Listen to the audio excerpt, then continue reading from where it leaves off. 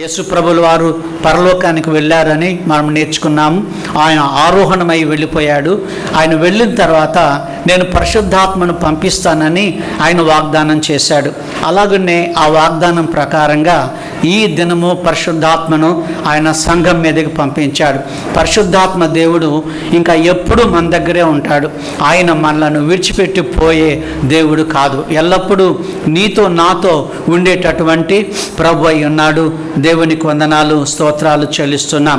సరే, ఈ దినం పరిశుద్ధాత్మ గురించి నాకు ఎక్కువ సమయం కూడా లేదు. కొన్ని నిమిషాలు మాత్రమే, 35 నిమిషాలు మాత్రమే ఉన్నాయి. ఈ 35 నిమిషాలలో నేను పరిశుద్ధాత్మను గురించి కొన్ని విషయాలు మీకు చెప్పాలని ఆశపడుతూ ఉన్నాను. దేవుని వాక్యంలో నుండి చూద్దాం. మొదటిగా చాలామంది అడిగే ప్రశ్న ఏంటంటే, పరిశుద్ధాత్ముడు వ్యక్తి లేకపోతే శక్తి అని అడుగుతారు, పర్సన్ లేకపోతే పవర్ అని అడుగుతారు. నేనేమంటానంటే ఆయన వ్యక్తి, ఆయన పర్సన్ అని చెప్తాను. ఆయన శక్తిమంతుడైనటువంటి దేవుడే. కాబట్టి ఆయన త్రిత్వములో 3వ వ్యక్తిగా ఉన్నాడు. తండ్రి వ్యక్తిగా ఉన్నాడు, కుమారుడు వ్యక్తిగా ఉన్నాడు, పరిశుద్ధాత్మ దేవుడు కూడా వ్యక్తిగా ఉన్నాడు. ఆయన పర్సన్ అని మనం చెప్పుకుంటాం. మనం దేవుని వాక్యంలో మనం గమనిస్తే ఈ పరిశుద్ధాత్మ దేవుడు త్రిత్వంలో 3వ వ్యక్తిగా ఉన్నాడు. తండ్రి ఎలా శక్తిమంతుడో పరిశుద్ధాత్ముడు కూడా అలాగే శక్తిమంతుడు. కుమారుడు ఎలా శక్తిమంతుడో పరిశుద్ధాత్ముడు కూడాను అలాగే శక్తిమంతుడు. కాబట్టి పరిశుద్ధాత్ముడు ఎవరని నేర్చుకుంటున్నామండి మనం? వ్యక్తి. చెప్దామండి, వ్యక్తి. ఒకవేళ మీ దగ్గర నోట్స్ ఉంటే మీరు రాసుకునండి, మీకు దీవెనకరంగా ఉంటుందని మనం చేస్తున్నాను. బైబిల్లో మీరు గమనిస్తే పరిశుద్ధాత్మకు హీ అనే మాట ఉపయోగించబడింది, అతడు అనే మాట వినియోగించబడింది. షీ అనే మాట పరిశుద్ధాత్మ దేవుడికి మనం ఎక్కడా చూడమండి. కాబట్టి హీ అనే మాట, అతడు అనే మాట వినియోగించబడింది అని అంటే ఆయన ఒక వ్యక్తిగా ఉన్నాడు. అలాగనే ఆయనలో శక్తి ఉందని కూడా మనము గమనిస్తున్నాం. ఆదామును చేసినప్పుడు అక్కడ యెహోవా దేవుడు ఉన్నాడు. తర్వాత ఇంకెవరున్నారు? ఆదాము చేసినప్పుడు యేసు ప్రభులు వారు ఉన్నారు. 3వ వ్యక్తి ఎవరున్నారని నేర్చుకున్నాం మనం? పరిశుద్ధాత్మ దేవుడు కూడా ఉన్నాడు. అందుకని ఆదికాండము ఆ గ్రంథము మనం చూస్తే ఆదాము మనలో ఒకని వంటి వాడాయనని బైబిల్లో రాయబడి ఉంది. మన అనే మాట ఉపయోగించబడిందంటే అక్కడ 3 వ్యక్తులు మనకు కనపడుతున్నారు. ఎవరు ఆ 3 వ్యక్తులు? తండ్రి, రెండవది కుమారుడు, 3వది పరిశుద్ధాత్మ దేవుడు. దేవునికి వందనాలు. మరి పరిశుద్ధాత్మ గురించి ఆత్మ అనే మాట మన బైబిల్లో ఉంది. ఆత్మ అనే మాట పెద్ద అక్షరాలతోటి వ్రాయబడి ఉంటుంది. అనగా దాన్ని మీరు పెద్ద అక్షరాలలో మీరు గమనించగలుగుతారు. ఆ పెద్ద అక్షరాలలో ఆత్మ అనే మాట కనపడింది అని అంటే ఆయన పరిశుద్ధాత్మ దేవుడని మనం నేర్చుకుంటున్నాం. సరే, దేవుని వాక్యంలో 7 విషయాలు ఉన్నాయి. అవి ఏంటో నేను ముందు మీకు చెప్తాను. మీ దగ్గర పెన్ ఉంటే మీరు రాసుకోండి. ఇది శ్రేష్టమైన ఒక మంచి సబ్జెక్ట్ అయినది. చాలా దినాలు నేను ధ్యానం చేసి నాకు ఆపరేషన్ అయిన తర్వాత ఒక చిన్న పుస్తకాన్ని, పరిశుద్ధాత్మ దేవుడు అనే పుస్తకాన్ని నేను రాయడము సంభవించింది. అది అనేక మందికి ఆశీర్వాదకరంగా ఉండింది. ఒకటి, కొన్ని ఆజ్ఞలు పరిశుద్ధాత్మ దేవుడి గురించి నేను చెప్తాను. ఒకటి, ఆత్మను ఆర్పకుడి. నంబర్ 1 చెప్దామండి. ఏంటండి? ఆత్మను ఆర్పకుడి. మొదటి విషయం. సరే, నేను మళ్ళీ చెప్తాను. ఆత్మను మనం ఎలా ఆర్పుతున్నామో నేను మళ్ళీ మీకు చెప్తాను. రెండవది, పరిశుద్ధాత్మను దుఃఖపరచకుడి. అది 2వ విషయం. మొదటి విషయం ఏంటండి? ఆత్మను ఆర్పకుడి. జ్ఞాపకం ఉంచుకోండి, రాసుకోండి. 2వ విషయం ఏంటంటే పరిశుద్ధాత్మను దుఃఖపరచకుడి అని బైబిల్లో చూస్తున్నాం. 3వది ఏంటంటే పరిశుద్ధాత్మను మోసపుచ్చకుడు అని ఉంది. మోసం చేయొద్దు పరిశుద్ధాత్మను. అమ్మను మోసం చేసినట్టుగా, నాన్నను మోసం చేసినట్లుగా, ఉపాధ్యాయులను మనం మోసం చేసినట్లుగా మనము పరిశుద్ధాత్మను మోసగించవద్దు. ఇంకొక మాట, 4వది ఏంటంటే పరిశుద్ధాత్మకు విరోధముగా మాట్లాడవద్దు అని బైబిల్లో చూస్తున్నాం. ఎవరికి విరోధంగా మాట్లాడొద్దండి? పరిశుద్ధాత్మకు విరోధంగా మాట్లాడవద్దు. 5వ విషయం ఏంటంటే పరిశుద్ధాత్మను ఎదిరించవద్దు అని కూడా బైబిల్లో వ్రాయబడి ఉంది. అపోస్తలుల కార్యముల గ్రంథము 7వ అధ్యాయము 51వ వచనములో పరిశుద్ధాత్మను ఎదిరించవద్దు అనే మాట చూస్తున్నాం. ఆరో విషయం ఏంటి అంటే పరిశుద్ధాత్మను తిరస్కరించవద్దు అనే మాట. తిరస్కార స్వభావం, వద్దు అన్న స్వభావం. చాలామంది పరిశుద్ధాత్మను తిరస్కరించే ప్రభుత్వులు కొంతమంది ఉన్నారు. అది హెబ్రీ 10వ అధ్యాయము 29వ వచనములో వ్రాయబడి ఉంది. చివరిగా 7వ విషయం ఏంటి అని అంటే పరిశుద్ధాత్మను ఆర్పకుడి అని బైబిల్లో చూస్తున్నాం. గమనించారా? ఒక లైట్ వెలుగుతుంది అని అంటే దాన్ని ఆర్పుతాం కదా. ఆర్పినప్పుడు ఏమవుతుంది? చీకటి అవుతుంది కదా. అలాగనే పరిశుద్ధాత్మను మనం ఒకవేళ ఆర్పినట్లయితే చీకటిలో మనం ఉండగలుగుతాం. కాబట్టి ఈ 7 సంగతులు నేను త్వరగా మీకు జ్ఞాపకం చేస్తాను. ఇప్పుడు చెప్పుకుందామా? మొదటి విషయం ఏంటండి? ఆత్మను ఆర్పకుడి. రెండవది పరిశుద్ధాత్మను దుఃఖపరచుకుడి. మూడవది పరిశుద్ధాత్మను మోసపుచ్చుకుడి. నాలుగవది పరిశుద్ధాత్మకు విరోధముగా మాట్లాడవద్దు అని బైబిల్ చెప్తా ఉంది. ఐదవది పరిశుద్ధాత్మను ఎదిరించవద్దు. ఆరవది పరిశుద్ధాత్మను తిరస్కరించవద్దు అని వ్రాయబడి ఉంది. ఏడవది చివరిది పరిశుద్ధాత్మను ఆర్పవద్దు అని బైబిల్లో మనం చూస్తున్నాం. సరే, దేవుని వాక్యంలో నుండి ఈ విషయాలు చూద్దాం. ఆత్మను ఆర్పకుడి ఎక్కడుంది ఈ మాట? తెస్సలోనికైలకు రాసిన పత్రిక 5వ అధ్యాయంలో వ్రాయబడి ఉంది. తెస్సలోనికైలకు రాసిన మొదటి పత్రిక 5వ అధ్యాయము 19వ వచనములో ఆత్మను ఆర్పకుడి. అతి చిన్న వచనం ఇది. ఆత్మను అందరం చెప్దామా? ఆత్మను ఆర్పకుడి. మళ్ళీ చెప్దామా? ఆత్మను ఆర్పకుడి. సరే, ఇప్పుడు ఆత్మను ఎలా ఆర్పుతున్నాం ఆ మాట నేను మీకు తెలియపరుస్తాను. ఇక్కడ బైబిల్లో చూడండి, ఈ తెస్సలోనికైలకు రాసిన పత్రిక 5వ అధ్యాయాన్ని మీరు అలాగే మీ ముందు ఉంచుకోండి. అక్కడ 5 సంగతులు పరిశుద్ధాత్మను ఎలా ఆర్పుతున్నామో పౌలు గారు చెప్తా ఉన్నారు.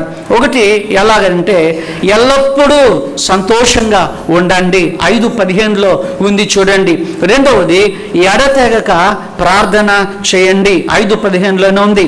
మొదటి తెస్సలోనికైలకు 5:15లో ఉంది. మూడవది కృతజ్ఞత చెల్లించండి అని బైబిల్లో మనం చూస్తున్నాం. 5:16లో ఉంది. అలాగనే 5:21లో మేలైన దానిని మీరు చేపట్టండి అని చెప్తా ఉన్నాడు దేవుడు. ఇంకా ఆ 5వది ఏంటంటే కీడుకు దూరంగా ఉండండి అని చెప్తున్నాడు. ఇప్పుడు మనం నేర్చుకుందాం.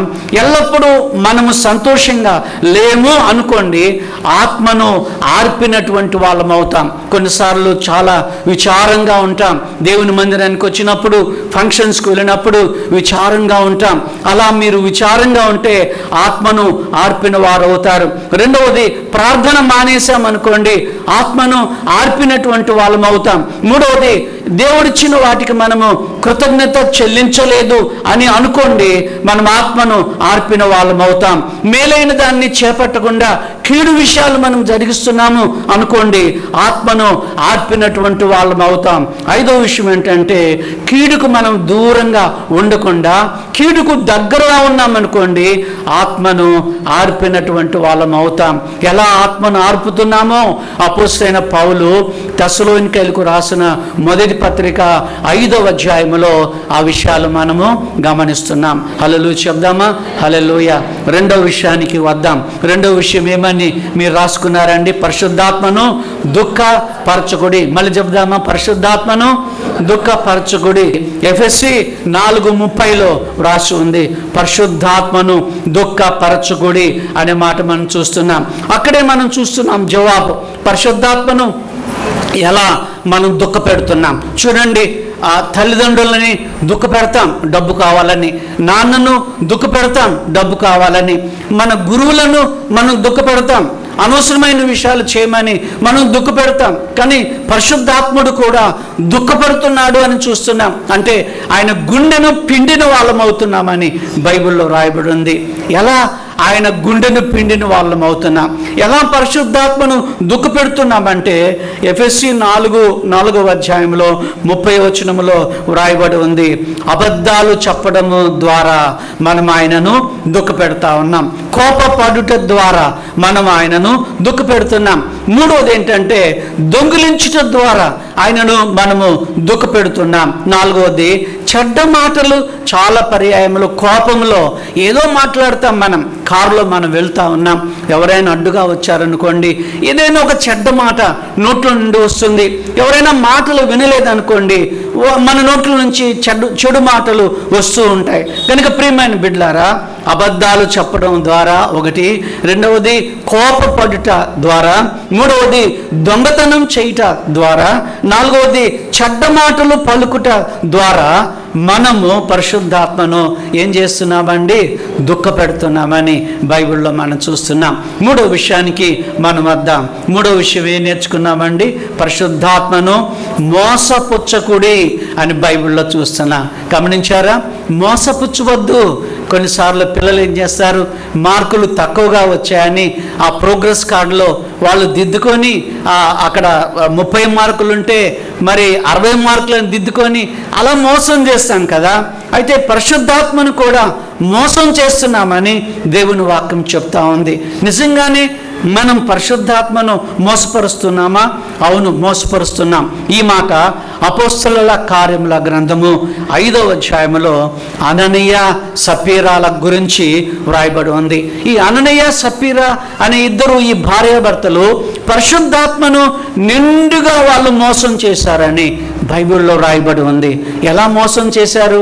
వాళ్ళు ఏమనుకున్నారంటే, బర్నబా అని ఆయన పొలాన్ని అమ్మి, ఆ బర్నబా అని ఆయన పొలాన్ని అమ్మి ఆ పొలం డబ్బులన్నీ దేవునికి ఇచ్చేశాడు, చర్చిలో ఇచ్చేశాడు.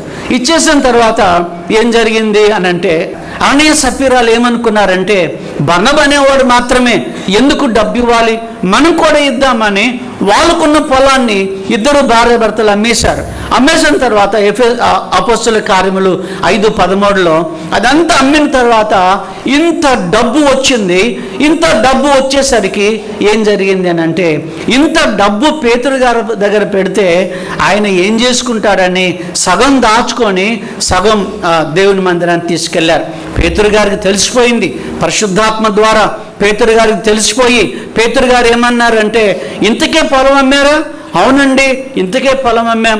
భర్త అబద్ధం చెప్పాడు, అక్కడే పడి చనిపోయాడు. ఆ తర్వాత భార్య వచ్చింది, ఇంతకే అమ్మారా? అవునయ్యా, మేము ఇంతకే అమ్మాం. ఆమె కూడా అక్కడే పడి చనిపోయింది. ఇద్దరు చనిపోయారు. పేతురు గారు ఏమన్నారంటే, పరిశుద్ధాత్మను ఎందుకు మోసం చేస్తున్నారు? అమ్మను మోసగించినట్టుగా, నాన్నను మోసగించినట్లుగా, దైవజనులను మోసగించినట్లుగా ఎందుకు మోసగిస్తున్నారు? డబ్బు ఎందుకు దాచుకున్నారు? దేవునికి సంబంధించిన ధనాన్ని దాచుకోవడము ఎంత దౌర్భాగ్యమో మీరు చూడండి. దేవుడు నాకు ఒక జీతం అంటూ ఇచ్చాడు. ఆ జీతంలో నేనేం చేస్తాను? మొదట నా జీతం నేను పుచ్చుకున్న వెంటనే దేవునికి చెందవలసింది నేను దేవునికి తీసిన తర్వాతనే నేను నా ఖర్చుల కోసమని నేను వాడుకుంటాను. అలా దొంగిలించడము, ఆ దేవుని ధనాన్ని దొంగిలించడము, అది మోసం చేయడం, పరిశుద్ధాత్మను మోసం చేయడం. కానీ ఆ దినాలలో అననీయ సప్పీరాలు చచ్చిపోయారు. ఈ దినాన మనం దాచుకుంటే మనం ఎందుకు చావడం లేదు అని అంటే, దేవుడు మన ఎడల కృప చూపిస్తూ ఉన్నాడు. ఆయన మన ఎడల ప్రేమ చూపిస్తున్నాడు. ఆరంభంలో ఇలాగైంది, జాగ్రత్త పడండి. నేను మీ ఎడల అననీయాన్ని చంపినట్లుగా, సప్పీరాను చంపినట్లుగా నేను మిమ్మల్ని చంపను. ఈ నెల కాకపోతే ఇంకొక నెల, ఈ సంవత్సరం కాకపోతే ఇంకొక సంవత్సరం అని ఆయన మనకి సమయాన్ని ఇస్తూ ఉన్నాడు. ప్రియమైన దేవుని బిడ్డలారా, పరిశుద్ధాత్మ దగ్గరకు వెళ్ళి వాళ్ళు అబద్ధాలు చెప్పినట్టుగా వాక్యం మనకు సెలవిస్తుంది. అంతేకాదు, ధనాన్ని దాచుకోవడం ద్వారా పరిశుద్ధాత్మను మోసపుచ్చారు. అదే అధ్యాయంలో పేతురు గారు అన్నారు, ఎందుకమ్మా సప్పీరమ్మ గారు మీరెందుకు పరిశుద్ధాత్మను మీరు శోధించారు అని అన్నారు. భర్తతో ఒక మాట, భార్యతో ఒక మాట. భర్తతో ఏమన్నాడు? ఎందుకు మోసగిచ్చారు అని అన్నాడు. అలాగనే భార్యతో ఏమన్నాడు? ఎందుకు శోధించారు అని అన్నారు. ఇద్దరూ దొంగలే. దేవుని ధనాన్ని దొంగిలించడంలో ఇద్దరు వాళ్ళకి వాళ్ళే సాటిగా ఉన్నారని మనకు బైబిల్ సెలవిస్తుంది. ఇంకొక విషయాన్ని మనం చూద్దాం. 4వ విషయము ఏం నేర్చుకున్నామండి? పరిశుద్ధాత్మకు విరోధముగా మాట్లాడవద్దు. అవును, చాలామంది ఈ పెంతెకోస్తు వాళ్ళని చూసి, ఇదేం పరిశుద్ధాత్మ దేవుడు రా నాయన, ఇదెక్కడ భాషలు రా నాయన, లేకపోతే వెకిలి చేష్టాల ద్వారా పరిశుద్ధాత్మను నిజంగానే మనం విరోధంగా మాట్లాడడానికి ఆస్కారం అవుతా ఉంది. కానీ పరిశుద్ధాత్మ దేవుడు అల్లరికి కర్త కాదని బైబిల్లో ఉంది. పరిశుద్ధాత్మ దేవుడు అంటే అల్లరి అని అనుకుంటాం, పరిశుద్ధాత్మ దేవుడు అంటే గట్టిగా అరవడము అని మనం అనుకుంటాం. కానీ ప్రియమైన దేవుని బిడ్డలారా, పరిశుద్ధాత్మ దేవుడు ఆయన అల్లరికి కర్త కాడు. చూడండి, పరిశుద్ధాత్మకు విరోధముగా మాట్లాడొద్దని మత్తయి సువార్త 12వ అధ్యాయము 32వ వచనములో వ్రాయబడి ఉంది. ఏ వచనం అండి? మత్తయి 12:32లో ప్రస్తావించబడింది. ఏమనుంది అక్కడ? పరిశుద్ధాత్మకు విరోధముగా మాట్లాడుకుడి అని బైబిల్లో మనం చూస్తున్నాం. ఎలా విరోధంగా మాట్లాడుతున్నాం? దానికి జవాబు చెప్తా ఉన్నాడు మత్తయ్య గారు. జవాబు చెప్తున్నాడు. ఒకటి, ఆయన ఏమంటున్నాడు? ప్రతి పాపమునకు 12:31లో చూడండి, ప్రతి పాపమునకు క్షమాపణ ఉంది అంటున్నారు. నువ్వు ఒక మనిషిని చంపావా? దానికి క్షమాపణ ఉంది. నీవు ఎవరి డబ్బైనా నువ్వు దొంగిలించావా? దానికి క్షమాపణ ఉంది అంటున్నాడు.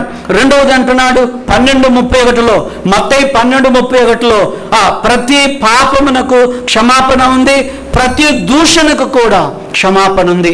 ఎవరన్నా మనం దూషించి వాళ్ళ దగ్గరికి వెళ్ళి క్షమాపణ చెప్పామనుకోండి, దానికి కూడా క్షమాపణ ఉంది. కానీ 12:32లో లేదు అని చెప్తున్నాడు.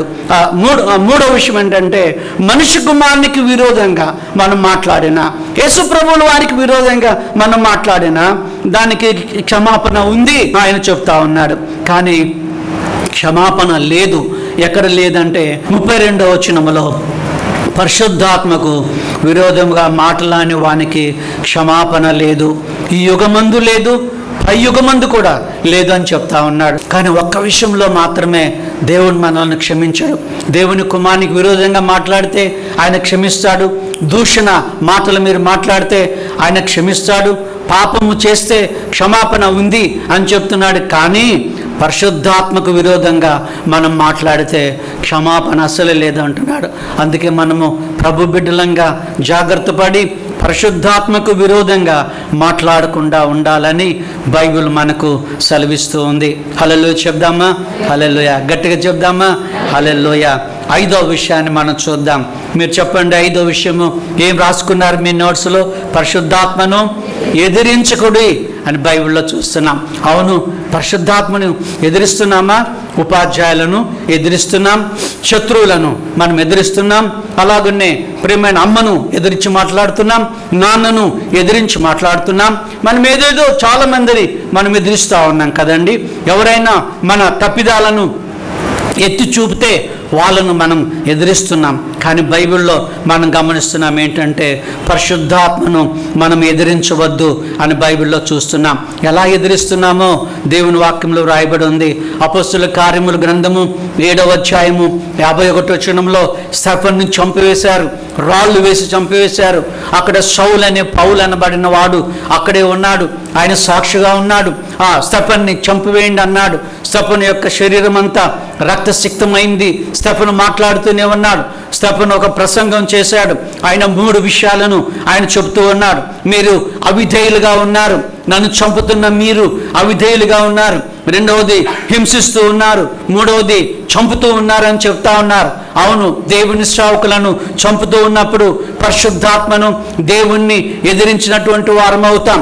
దైవజనులను లేకపోతే దేవుని ప్రేమించేటటువంటి బిడ్డలను అమ్మ ప్రభుని ప్రేమిస్తూ ఉంది, అమ్మ మంచి ప్రార్థనా పరాలు ఎదిరిస్తున్నామనుకోండి, వాళ్ళని హింసిస్తున్నామనుకోండి, పరిశుద్ధాత్మను మనం ఎదిరించినటువంటి వాళ్ళం అవుతాం. అపోస్తలుడైన స్టీఫెన్ గారు చెప్తా ఉన్నారు. ఆయన ఒక పరిచారకుడిగా ఉన్నాడు. చావక ముందు ఆయన చెబుతున్నాడు, యూదులందరూ అక్కడ ఉండి రాళ్ళు వేయడానికి వచ్చినప్పుడు మీరు పరిశుద్ధాత్మను ఎదిరిస్తున్నారని చెప్తా ఉన్నారు. మనం కూడా పరిశుద్ధాత్మ దేవుణ్ణి ఎదిరించకుండా ఉండాలని బైబిల్ గ్రంథం ద్వారా మనం నేర్చుకుంటూ ఉన్నాం. 6వ విషయం చెప్దామండి. 6వ విషయము పరిశుద్ధాత్మను ఏం చేద్దానందండి? తిరస్కరించవద్దు. ఫిబ్రవరి 10:29లో ఈ 6వ మాట ఉంది. మళ్ళొకసారి చెప్దామా? మొదటి విషయము ఏం నేర్చుకున్నాం? పరిశుద్ధాత్మను ఆర్పకూడదు. రెండవది పరిశుద్ధాత్మను దుఃఖపరచకూడదు. మూడవది పరిశుద్ధాత్మను మోసపుచ్చకూడదు. నాలుగవది పరిశుద్ధాత్మను విరోధముగా మాట్లాడకూడదు. ఒకవేళ ప్రభుల వారికి విరోధంగా మాట్లాడినా క్షమాపణ ఉంది, పాపం చేస్తే క్షమాపణ ఉంది, దూషణకు క్షమాపణ ఉంది. కానీ పరిశుద్ధాత్మకు విరోధంగా మాట్లాడితే క్షమాపణ లేదు అని బైబిల్లో మనం చూస్తున్నాం. మరి ఇంకొక మాట ఏంటంటే 5వ మాట, పరిశుద్ధాత్మను ఎదిరించకూడదు అని మనం నేర్చుకున్నాం. 6వ విషయాన్ని మనం చూద్దాం, పరిశుద్ధాత్మను తిరస్కరించకూడదు అని చూస్తున్నాం. కొన్ని పర్యాయాలు మనల్ని కూడా ఇతరులు తిరస్కరిస్తూ ఉంటారు. అలాగనే పరిశుద్ధాత్మ దేవుని కూడా మనం తిరస్కరిస్తున్నాం. ఇక్కడ హెబ్రీ 10వ అధ్యాయంలో 2 మాటలు చెప్తూ ఉన్నాడు అపోస్తలుడైన పౌలు గారు. 2 మాటలు, దేవుని కుమారుని పాదముల క్రింద మీరు తొక్కారు అని చెప్తున్నాడు. ఒకటి, పాదముల క్రింద మీరు తొక్కారు. రెండవది, నిబంధన రక్తమును అపవిత్రమైనదిగా చేశారు, ప్రభు యొక్క రక్తాన్ని అపవిత్రం చేశారు అంటున్నారు. మూడవది ఏం చెప్తున్నారంటే, కృపకు మూలమగు ఆత్మను మీరు తిరస్కరించారు అని చెప్తా ఉన్నారు. అవును, కొన్ని పర్యాయములు మనం దేవుని మందిరానికి వెళ్ళము, ఆయనను తిరస్కరించిన వాళ్ళం అవుతాం. క్రికెట్ చూస్తూ ఇంట్లోనే ఉండిపోతాం, లేకపోతే ఏదో ఒక గేమ్స్ ఆడుతూ బంధువులు వచ్చారని మనం ఇంట్లోనే ఉండిపోతాం, చుట్టాలు వచ్చారని ఏదో ఒక మాంసం తీసుకొచ్చి మనం ఇంట్లోనే ఉండిపోతాం. అది పరిశుద్ధాత్మను తిరస్కరించిన వాళ్ళం అవుతాం, పరిశుద్ధాత్మను దుఃఖపెట్టినటువంటి వారం అవుతాం. చివరిగా ఇంకొక మాట చెప్పి నేను ముగిస్తాను. 7వ విషయం ఏంటంటే, ఆత్మను ఆర్పకుడి. చూడండి, అక్కడ ఒక మెయిన్ ఉంది. ఆ మెయిన్ మనం ఆఫ్ చేస్తే ఈ లైట్ అంతా పోతుంది, మీ అందరు తెలుసు. అలాగనే పరిశుద్ధాత్మ దేవుడు మనలో నుండి ఆర్పబడతాడు.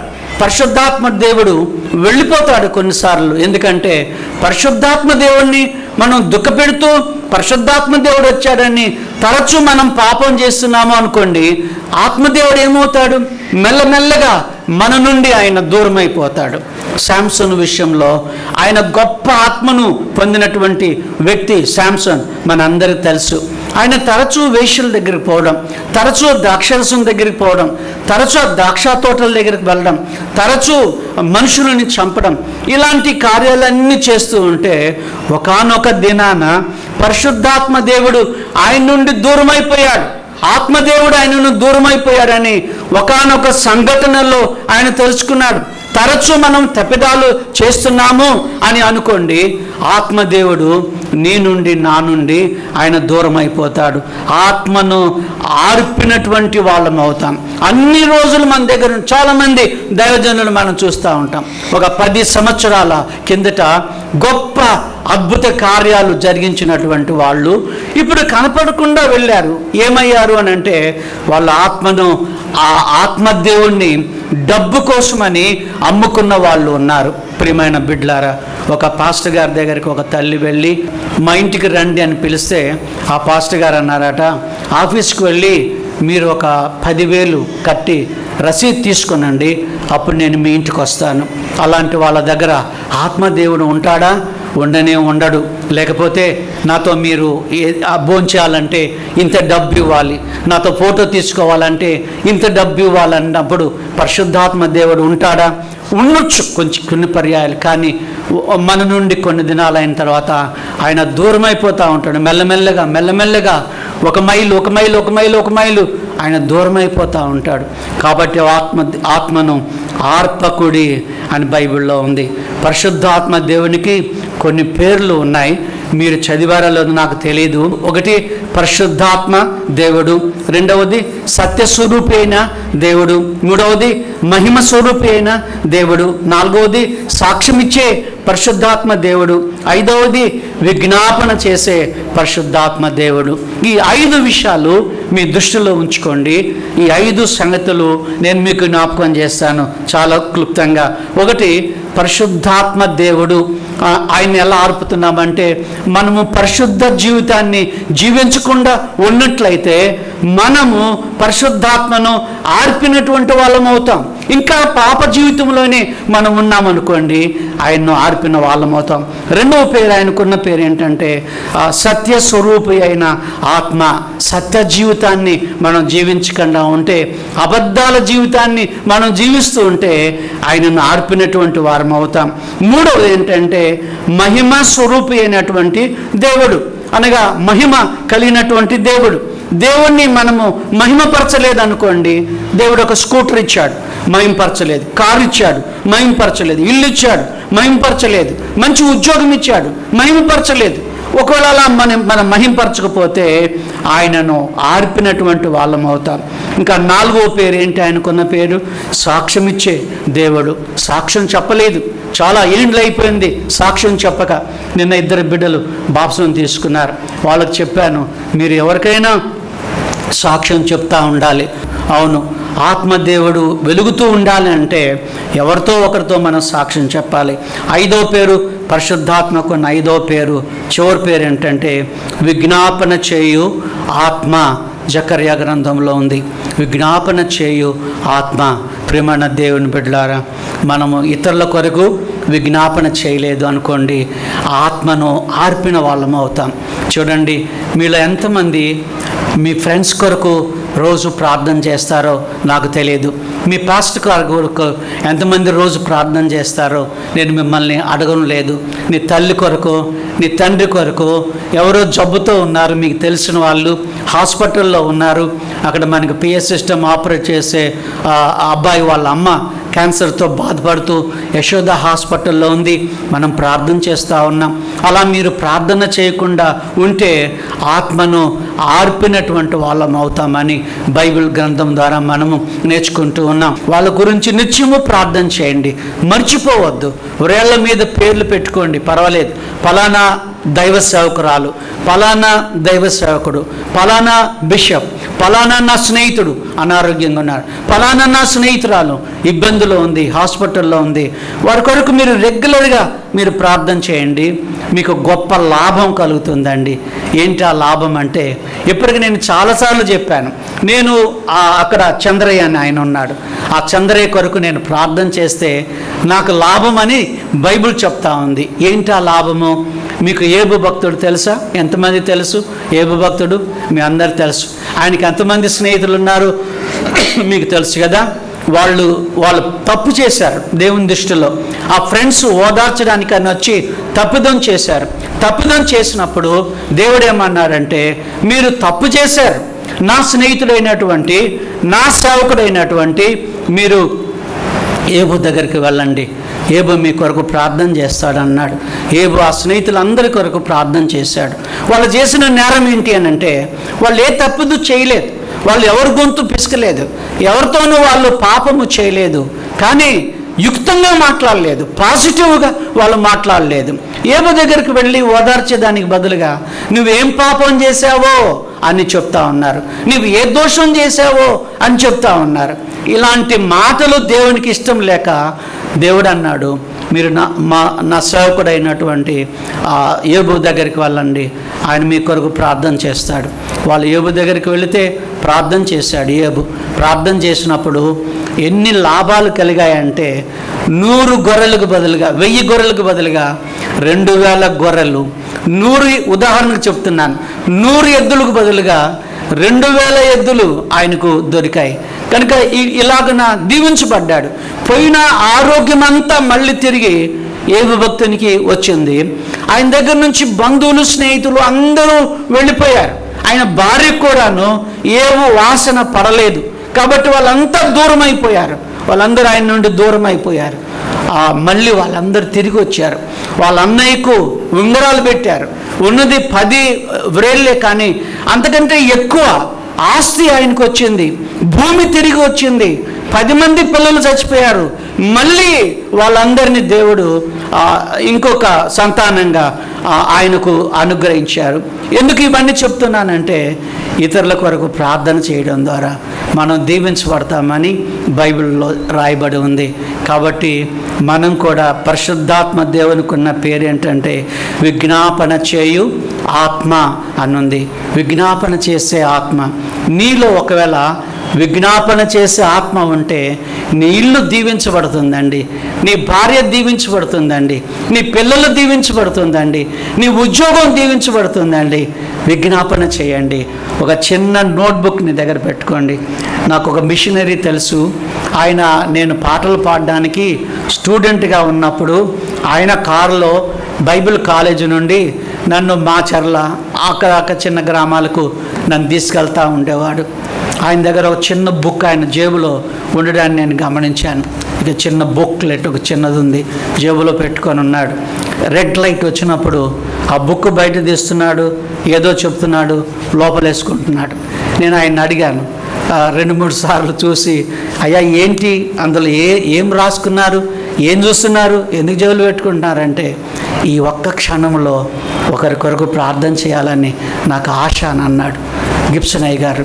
నాకు ఎంత సంతోషం అనిపించింది అని అంటే, నా దగ్గర కూడా ఒక జాబితా ఉంది, నా బైబిల్లో ఒక జాబితా ఉంది, ఒక లిస్ట్ ఉంది, నా ప్రోగ్రామ్ బుక్లో కూడా ఒక లిస్ట్ ఉంది. మీరు ఎవరైనా ప్రార్థన చేసేటప్పుడు ఆ లిస్ట్ నేను మీ చేతికి ఇస్తున్నాను. మీరు ప్రార్థన చేయడం ద్వారా భాగ్యవంతులు అవుతారు. హల్లెలూయా చెప్దామండి, అలా గట్టిగా చెప్దామా, గట్టిగా చప్పళ్ళు కొడదామా, గట్టిగా అందరం చప్పళ్ళు కొడదాం. దేవునికి వందనాలు చెల్లిస్తున్నాను. ఇతరుల కొరకు ప్రార్థన చేయండి. యేసు ప్రభుల వారు పోయిన వారం మనం గమనించాం, ఈ లోకంలో ఉన్నప్పుడు ఏం చేశాడు? ఆయన ప్రార్థన చేశాడు. పరలోకంలో కూడా ఆయన విజ్ఞాపన చేస్తూ ఉన్నాడు మనందరి కొరకు. ఇంకా ఎవరు రక్షింపబడలేదో వాళ్ళ కోసమని ఆయన విజ్ఞాపన చేస్తున్నాడు. ఇంకా ఎవరు మారు మనసు పొందలేదో వాళ్ళ కొరకైనా ఆయన విజ్ఞాపన చేస్తూ ఉన్నాడు. అంత గొప్ప దేవుడే విజ్ఞాపన చేస్తున్నప్పుడు నీ ఫ్రెండ్ కోసమని నువ్వు ప్రార్థన, వాళ్ళు అడుగుతారు మనల్ని, మీరు క్రైస్తవులని తెలిసి మనం చర్చికి వెళ్తున్నామని తెలిసి వాళ్ళు బాగలేకపోతే అనారోగ్యంగా ఉంటే నా కొరకు ప్రార్థన చేశారా అని తప్పకుండా అడుగుతారు. నన్ను అడుగుతారు చాలామంది. అవునండి, చేస్తానని చెప్తాను, లేకపోతే సైలెంట్గా ఉంటాను. మళ్ళీ నెక్స్ట్ టైం వాళ్ళ కొరకు చేస్తాను. కనుక ప్రియమైన దేవుని బిడ్డలారా, ఇతరుల కొరకు ప్రార్థన చేయడం ద్వారా 3 సంతోషపడతారు. చెప్దాం ఎంతమంది అండి? 3. ఎవరు వాళ్ళు?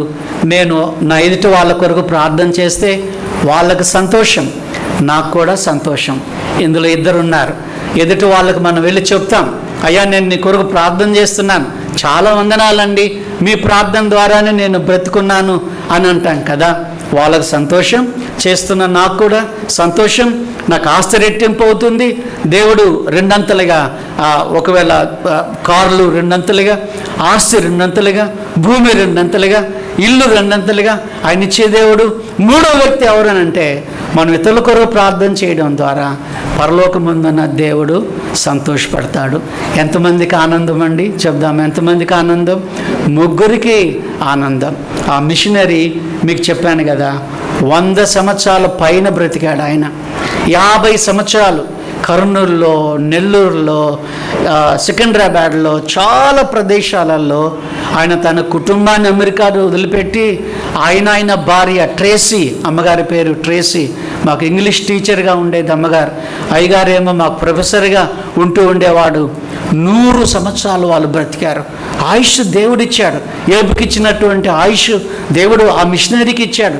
ఎందుకు చెప్తున్నానంటే, ఇతరుల కొరకు ప్రార్థన చేసే విజ్ఞాపన ఆత్మ మనకుండాలని దేవుడు మిక్కిలిగా కోరుకుంటున్నాడు.